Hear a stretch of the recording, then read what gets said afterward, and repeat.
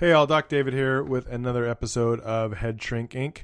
And today on Head Shrink Inc. we are going to talk about the 5 signs of a people pleaser. Hopefully you aren't one, and if you are one, maybe you'll find out what to do about it.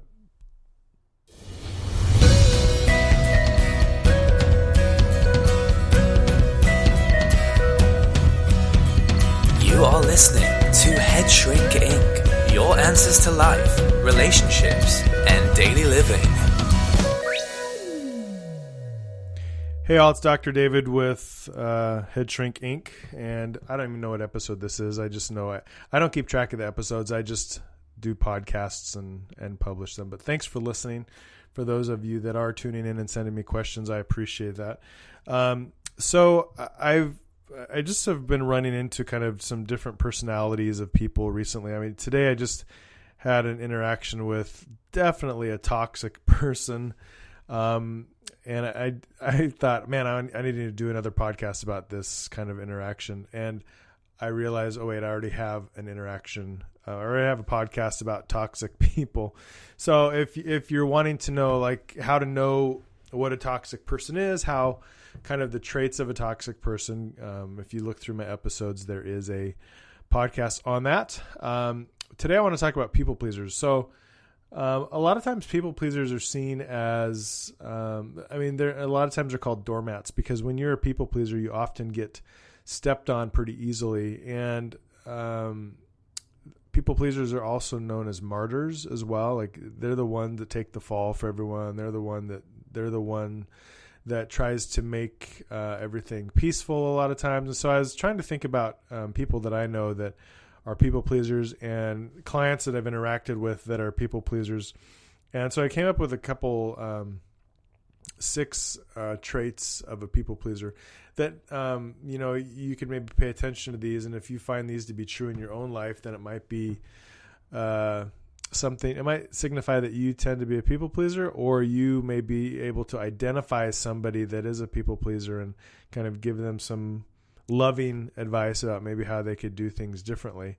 And it's just like anything, it's a behavior pattern. It's not like a personality disorder. It's just it's a behavior pattern that people get stuck into or people trip into just because of how they were raised or experiences that they've had in life or emotional issues that have never got resolved from when they were a kid. And so it's just kind of how they interact with the world. It's not right or wrong. I suppose you could sit and say that it's right or wrong, but I tend to usually think that these behavior patterns are just what is. And if a person interacts with the world in this way and they interact fine and they're okay with being this way, then they're not probably going to change their behavior. I talk about these traits more for people that are confused when they interact with people that are either toxic or people that are people pleasers. And so they come away from relationships and they're confused by these relationships. Like, I don't understand why this kind of thing keeps happening with this person. Well, it's because this person is a toxic person, and these are the 5 traits that usually go with that type of person. And so then you have a decision to make. You either decide that you're going to continue interacting with that person, or you decide that you're not going to continue interacting with that person. And I'll tell you a personal example. So I won't name names, but I just had a text interaction with somebody, and it was very typical. I mean, this person is someone that I think I've had, that I think I know. I've had other toxic interactions with them where I point out something that they have done to either offend or hurt me, or offend or hurt somebody else.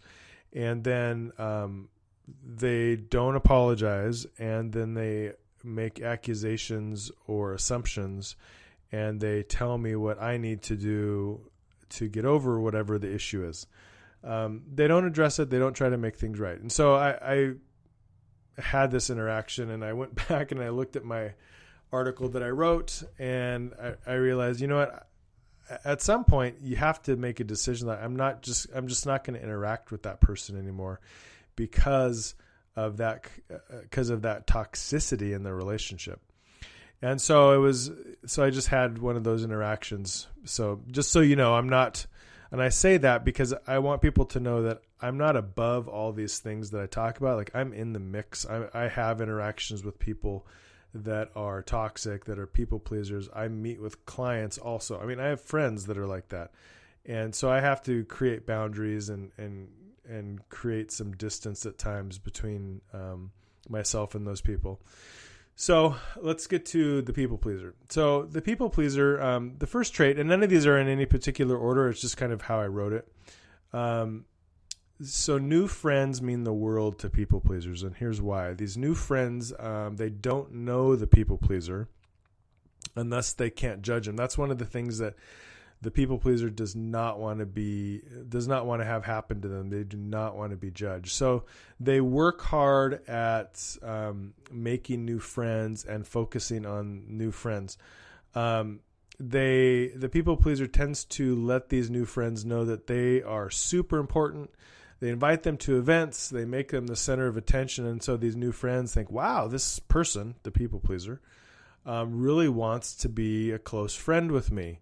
The problem is that after a few months of the new people there, other new people come up and show up, and the people pleaser moves on. Now, they don't completely ignore the old new friends. They still will interact with them and give them, just the right amount of interaction that will keep the old new friends interested.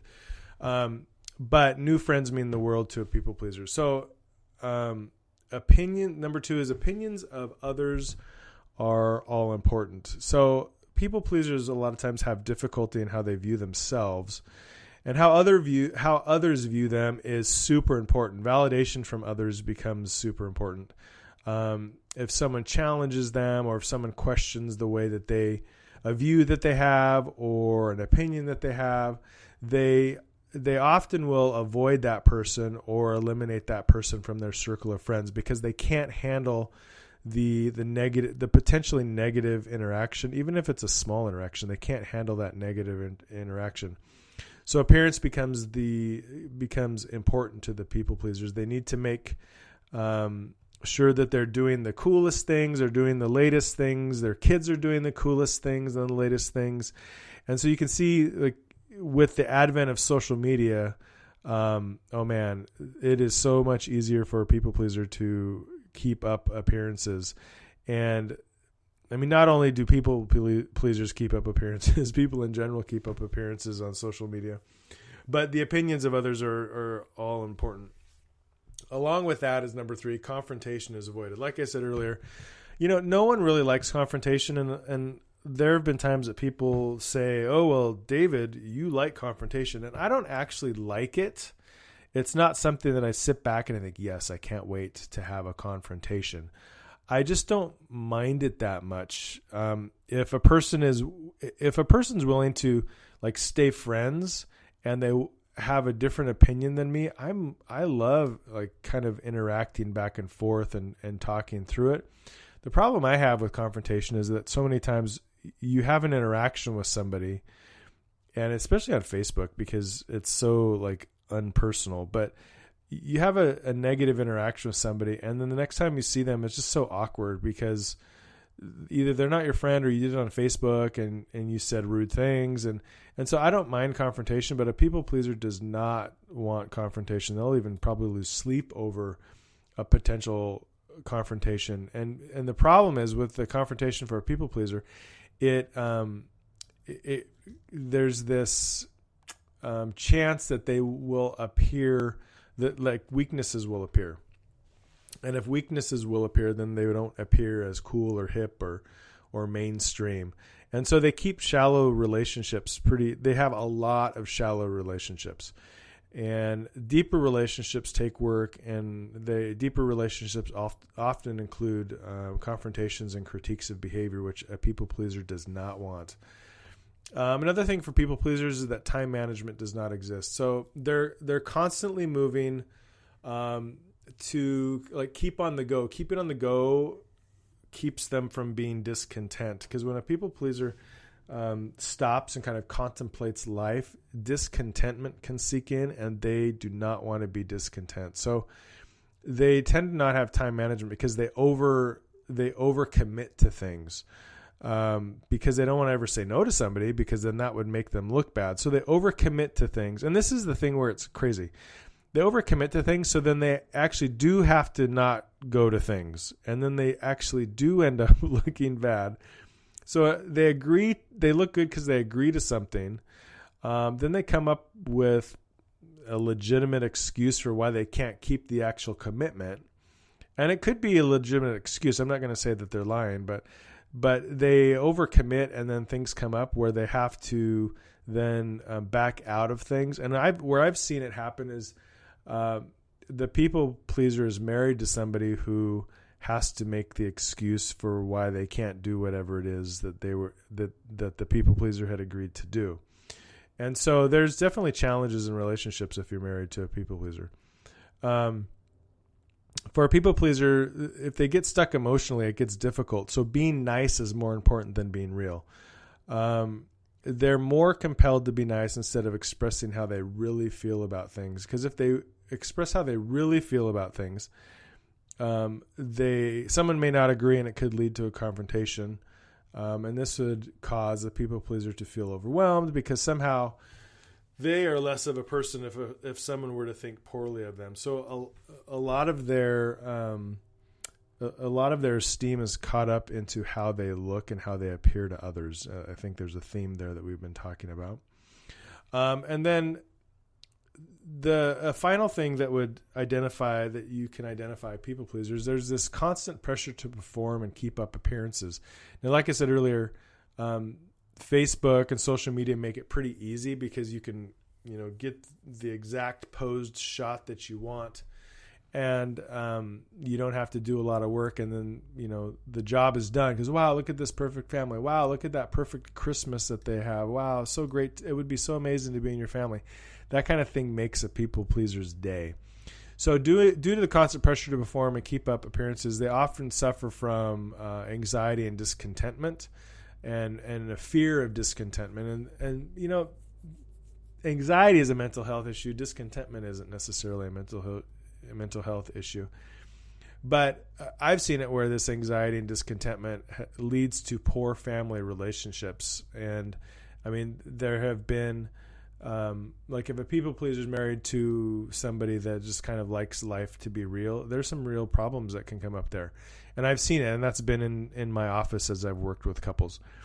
So if you run into this type of personality behavior, or this type of behavior in a person, they don't need your judgment. They actually need your help. And I guess it's going to be hard to go up to them and say, I know that you're a people pleaser, so you need to change things, because they don't necessarily want to change things, because it would have to be a radical transformation in their life. And a lot of times it's things go really well for a people pleaser because everyone likes a people pleaser, because they will do everything for you. But the problem is, in the doing everything for you, the people pleaser gets worn out, overwhelmed, anxious, discontent, and their immediate surrounding relationships suffer, like relationships with their kids suffer, relationships with their husband suffer, because those are people that get to see you at your worst. And so for a people pleaser, it's like, yeah, they get to see me at my worst, whatever. I need to keep up these appearances to people that are outside of my inner circle here. So if you know somebody that's a people pleaser, based on these traits that I've given, I guess you can interact with them appropriately, knowing that, maybe don't ask them to commit to certain things, or maybe don't rely on them as much as you're wanting to, because in the end, it's going to overwhelm their relationships in their home and their more intimate relationships, which are usually family related. They need someone willing to accept their ways while also being willing to make consistent attempts to help them see that there is another way to interact with people. And like I said earlier, there is no right or wrong. It's just a different way to interact. And some people will never change because they value being able to interact as a people pleasers. Others may want to change because it just overwhelms them and they see how it's damaging the relationships in their home. So hopefully that's been helpful to you. If you have any more questions about it, feel free to email me at headshrinkinc@gmail.com, or go to my Facebook page, Doc David, give me a like, and let me know that you're listening. Have a great day.